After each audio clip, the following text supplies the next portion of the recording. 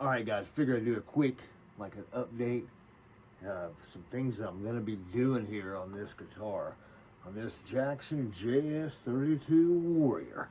Now, I've been playing it for a little bit now, just stock like it is. These pickups do sound pretty good. You know, bit sizzly, but not bad, not bad. I mean, you can kind of dial that out a little bit, but overall they do have a decent sound. So far with this Floyd, it's a Jackson by Floyd Rose, but it's a Floyd Rose Special is what it is. This thing has stayed in tune. I haven't had any issues with it or anything like that. But I am going to be doing some upgrades, and let me show you what those are first. All right, here we are at the fake metal workbench. Well, all right, like I said, I'm going to do some upgrades. We're going to put in some EMGs in it right here. Got the kit, solderless kit right here, EMG 81. Bought this right here used, another EMG for the neck position. Just stuck it in this Seymour Duncan case that I had. Got it used at a really good deal. But I had to buy some extra cables because since the jack is over here, it's got to be long enough to reach down here. So battery cable and the jack cable, right, all there, because the ones that come in here are not going to be long enough for that. But I also got something else I want to try, and I will do a separate review on this soon too. Is one of the things I got here is from 24 volt mod, but it's this one right here first, is the actual 24 volt mod version for active pickups for EMGs. And it's the whole kit here, and it's basically, you know, and so, you know, you hear, you know, the EMGs run on 9 volts. There's the 18 volt and the 24 volt conversions you can do to them. Well, this is the 24, and this is the whole kit. You can get this stuff on eBay and Reverb, even their website, 24voltmod.com. The original stuff. This is the real deal ones, not the fake ones. Very cool stuff, very cool. Very excited to try this. I am. But also got a toggle switch from them, and this is for active EMGs. Instead of using the EMG toggle, I'm just going to use this because this one has, the reason I got this one over the EMG, there's nothing wrong with the EMG. EMG is perfect. But the reason I got this one, I got this black because see how this right here, it's kind of got some chrome on it right there. Well, this whole thing is black, so it's going to black it out, you know. So that's kind of the theme of the guitar, is black it out, you know, because I'm not a fan of the zebra pickups where it's black and white like this. I like it, prefer it all black, especially on a stealth guitar. It's just more metal looking, you know, kind of the stereotypical black, you know, but you got to have it. But I've got, in my other guitar that's underneath here, I've got Seymour Duncan distortions in there, not changing those out in that Pro Rhodes series, not changing those out. Love those pickups. They're perfect in it. They sound great. But I am going to put EMG 81 in here, 85, and or the thing is though, is that this right here is the reason I got this dirt cheap is this is a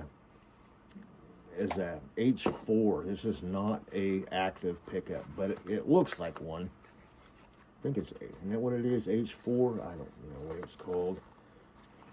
I think it's an H4, whatever. It's a passive pickup, and I got it dirt cheap. Basically, it's going to be, it's temporary, just to make it look, you know, give it the look. I don't really use this pickup anyway when playing death metal, thrash metal, so don't really use this. So this is really just for looks, but I am going to get an EMG 60, and it will be an easy install because all this stuff will be already installed.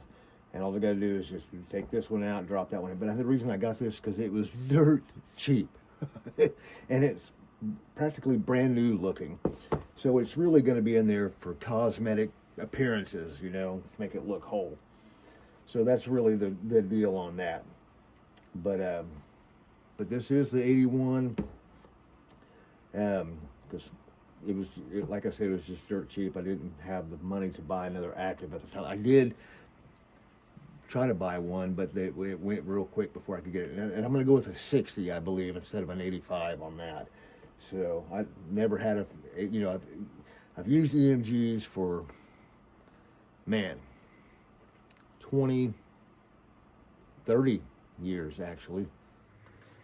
Yeah, I've used them for like 30 years, and pretty much, yeah. And most of the guitars I've ever owned had EMGs.